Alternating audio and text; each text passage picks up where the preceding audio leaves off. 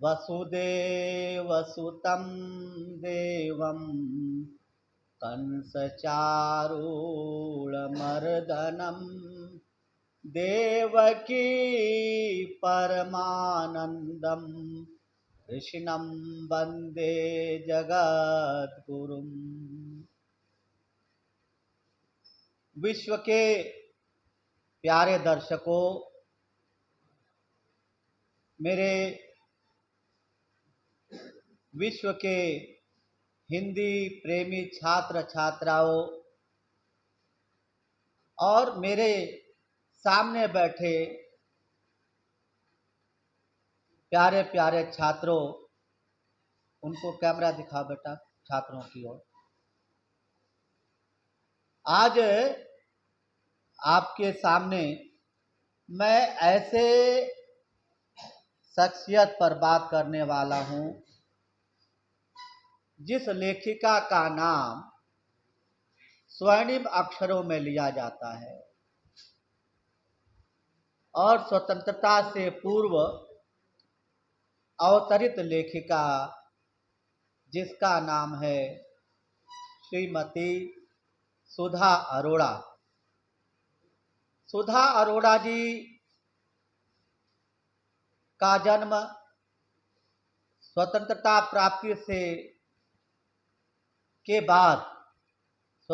प्राप्ति के बाद कई लोग इनका जन्म 1946 में मानते हैं और एनसीईआरटी की जो पुस्तक है उसमें 1948 में लिखा है, अंकित है। तो 1948 में आपका जन्म लाहौर, जो कि अब पाकिस्तान में है, वहाँ हुआ और पाकिस्तान उस समय लाहौर उस समय पंजाब की राजधानी माना जाता था। खैर अब तो चंडीगढ़ पंजाब की राजधानी है, लेकिन अब जो भारत और पाकिस्तान का बंटवारा 1948 में हुआ, उसके बाद जो लाहौर जो है चला गया वहाँ पाकिस्तान में।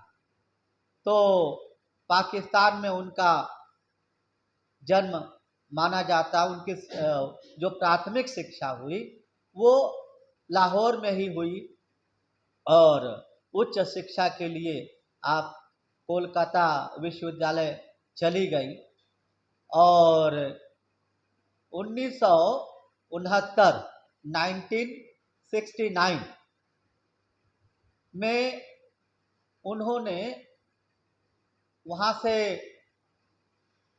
उच्च शिक्षा प्राप्त करने के बाद उसी विश्वविद्यालय के, कलकत्ता विश्वविद्यालय के 2 महाविद्यालयों में आपने अध्यापन भी किया, 1969 से लेकर 1971 तक। उसके बाद 1971 के बाद आपने लेखन कार्य प्रारंभ किया और लेखन कार्य जब प्रारंभ किया तो उस समय आपके 2-3 मुख्य विषय थे। समझ गए बच्चों? हाँ, तो उनके मुख्य विषय थे, एक तो समाज में दलितों और शोषितों के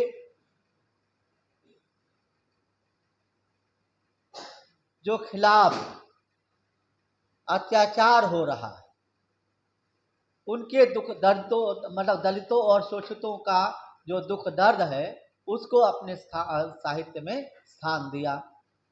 और दूसरा, सामाजिक विसंगतियों का जो बोलबाला था उनको लेकर के इन्होंने साहित्य लिखा अपना।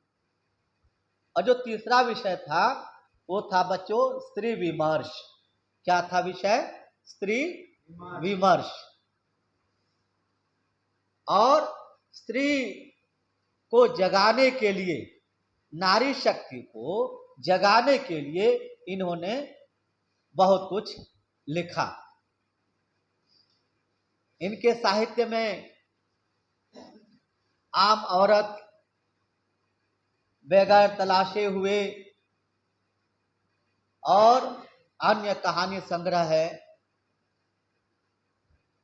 वो सब इनके 1969 में ही उनकी कई पुस्तकें प्रकाशित हुई, जो मैं बता रहा हूँ।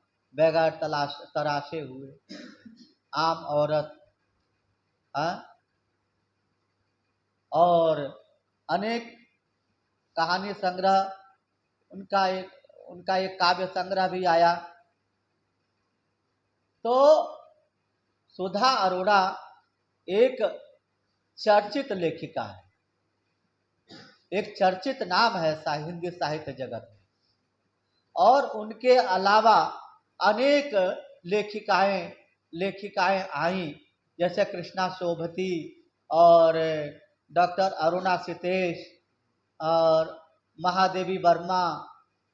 ये इन्होंने लिखा कि कविता में ही लिखा कि मैं नीर भरी दुख की बदली, विरह का जलजात जीवन, विरह का जलजात, महादेवी वर्मा ने लिखा। तो सुधा अरोड़ा एक शोषित और दलित व्यक्तियों के विषय में, व्यक्तियों के दुख दर्द को लिखने वाली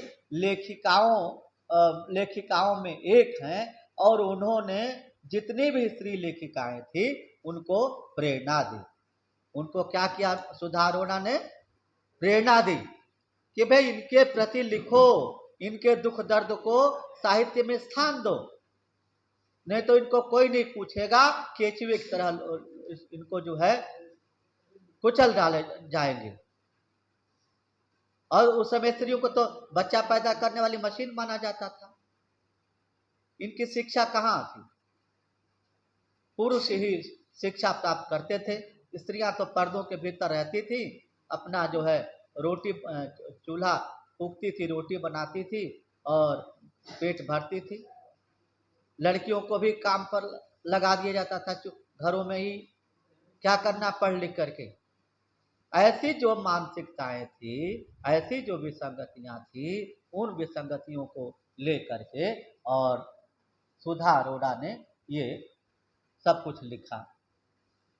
और प्यारे विद्यार्थियों, एक बात और बता दूं दर्शकों कि उस समय स्वतंत्रता प्राप्ति से पूर्व और स्वतंत्रता प्राप्ति के बाद भी समाज में, जो राष्ट्र में विसंगतियां थी, राष्ट्र की जो जर्जरता थी, राष्ट्र की जो आर्थिक व्यवस्था थी, वो चरमरा गई थी भारत और पाक के बंटवारे के बाद। और 30 जनवरी 1948 में गांधी जी को गोली लग गई, गांधी जी को मार दिया गया। और गांधी ने एक बात कही थी, जब भारत और पाकिस्तान का बंटवारा करना हो तो मेरी लाश पे भारत पाकिस्तान का बंटवारा होगा। आपको पता है ना, 30 जनवरी 1948 में गांधी जी को गोली लगी थी। वो प्रार्थना के लिए निकल रहे थे और वहां पर नाथूराम गोडसे ने गोली मारी। किसने मारी गोली? किसने गोली मारी गांधी जी को? नाथूराम गोडसे। तो ये बात थी। उसके बाद जो है संपूर्ण जो भारत की जो व्यवस्था है, वो व्यवस्था चरमरा गई। और सुधा अरोड़ा सब कुछ देख रही थी, लिख रही थी। उन्होंने अब उस समय तो खैर नहीं, मैं 1969 के बाद की बात करता हूँ। 1969 के बाद सारी स्थितियाँ सारी स्थितियाँ थोड़ी थोड़ी सुधरी हुई थी। हंसने की बात नहीं है, ये प्राकृतिक आपदा है, कभी भी आ सकती है। तो ये हंसने वाली इसमें कोई सवाल ही नहीं उठता।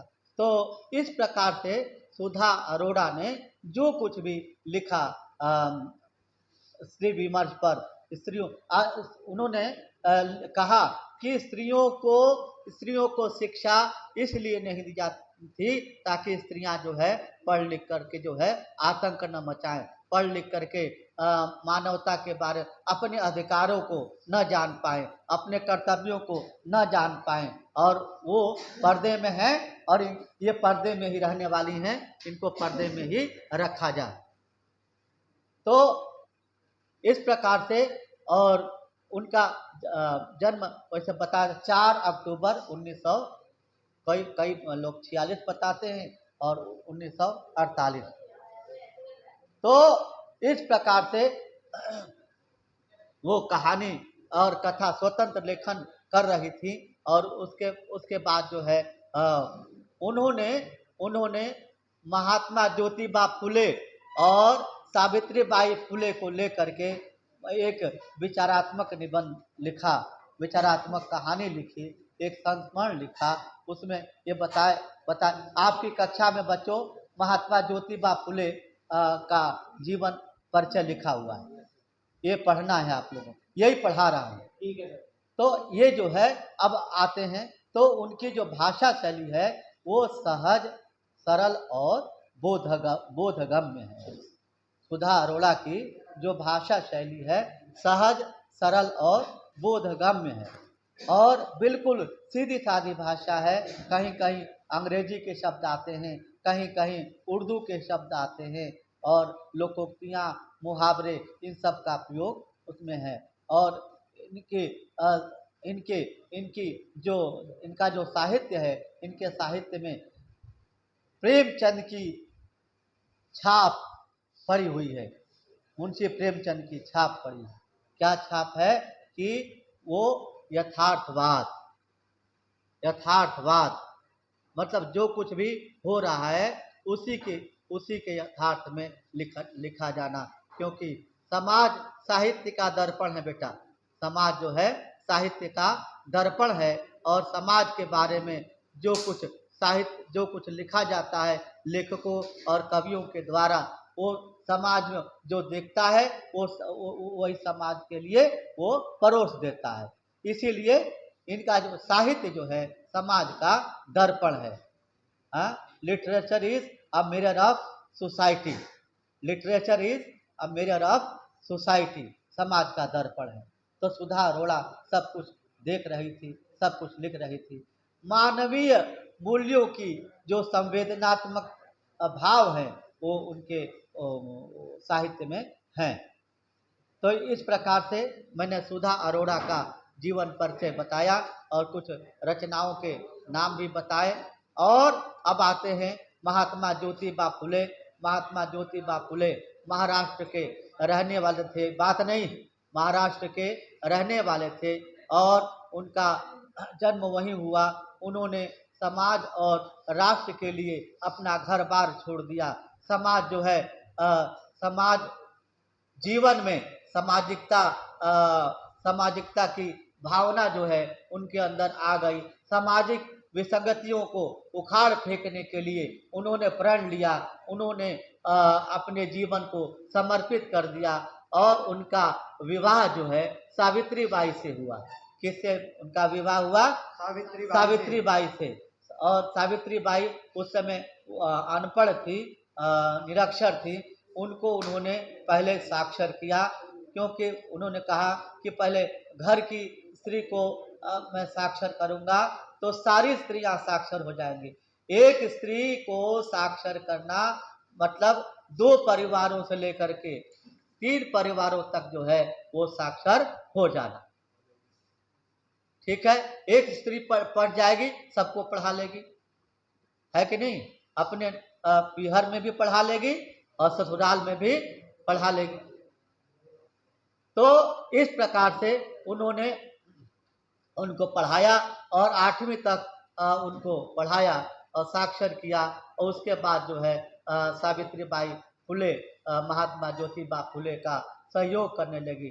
महात्मा ज्योतिबा फुले उन्होंने बहुत संघर्ष किए, बहुत बाधाओं से लड़े और 1800 के आसपास महाराष्ट्र में एक कन्या पाठशाला खोली और उसमें सभी वर्ग की लड़कियों को शिक्षित करने के लिए योजना बनाई।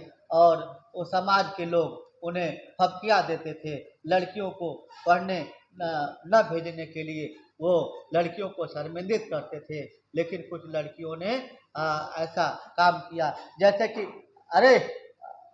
कि साइकिल चलाने की जो बात थी ओटोकोटाई में, तो उसमें लड़कियां साइकिल चलाना सीखती थी, उन पर भी लोग फबकी देते थे, लड़कियां साइकिल चला रही हैं। लड़कियां आत्मनिर्भर होना चाहती थी, किराए पर साइकिल लेके चलाना चाहती थी। और उसी प्रकार से जब कन्या पाठशाला खोला गया तो कन्या पाठशाला में वो लड़कियों को पढ़ाने के लिए नहीं भेजना चाहते थे।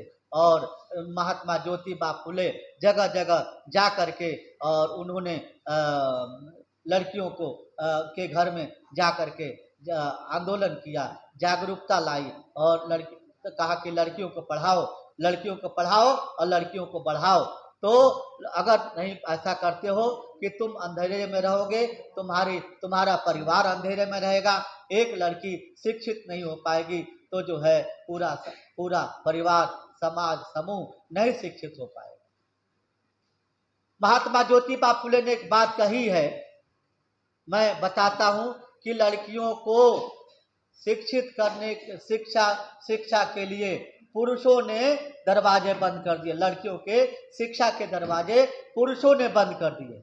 अब पुरुषों ने इसलिए बंद कर दिए कि लड़कियां जो है अपना अधिकार न समझ पाए, अपना कर्तव्य बोध न समझ पाए, अपने आप को संभल न पाए, अपने साथ जो अत्याचार हो रहा है, शोषण हो रहा है, उस शोषण का विरोध न कर पाए। इसलिए जो है पुरुषों ने लड़कियों को शिक्षा से लिए वंचित कर दिया।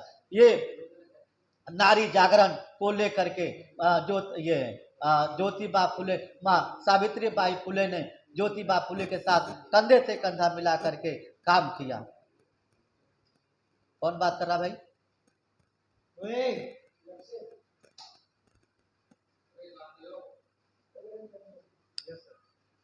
तो इस प्रकार से महात्मा ज्योतिबा फुले का साथ उन्होंने कंधे से कंधा मिला करके दिया और अंततः सावित्रीबाई फुले पर भी लोग फबकियां कसते थे और उन पर भी लोग कई पत्थर बरसाए। महात्मा ज्योतिबा फुले को पत्थर लगी, लेकिन उन्हें कोई परवाह नहीं किया और अपने आंदोलन को, अपने संघर्ष को जारी रखा, ताकि दलितों के लिए शिक्षा प्रदान कराना, जो लड़कियां हैं उनके लिए शिक्षा प्रदान कराना, वो उन पर जो है बहुत संघर्ष किया। और एक ऐसा समय आया कि महात्मा ज्योतिबा फुले अपने जो है मिशन पर सफल रहे, मिशन पर सफलता प्राप्त की और अंत में उनको रोग हो गया, वो अस्वस्थ रहने लगे। अस्वस्थता के बाद जो है वो तपेदिक रोग हो गया और उस बीमारी से वो चल बसे।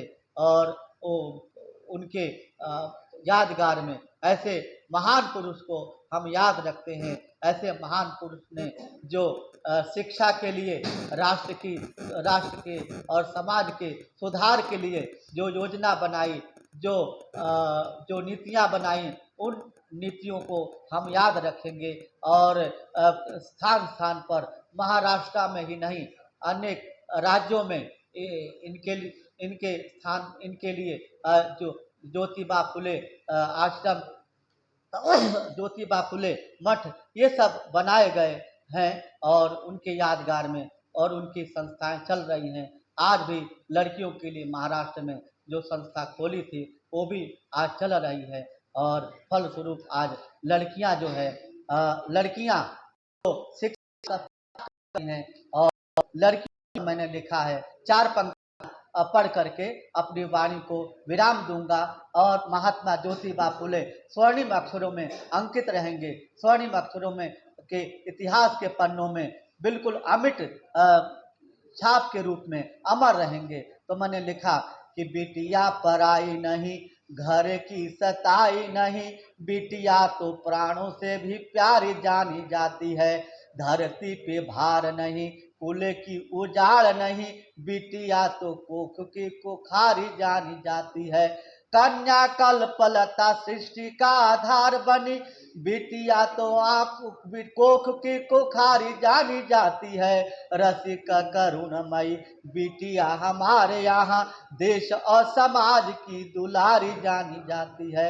रसिक करुणमयी बिटिया हमारे यहाँ, देश और समाज की दुलारी जानी जाती है। बहुत बहुत धन्यवाद, साधुवाद। बंद करो।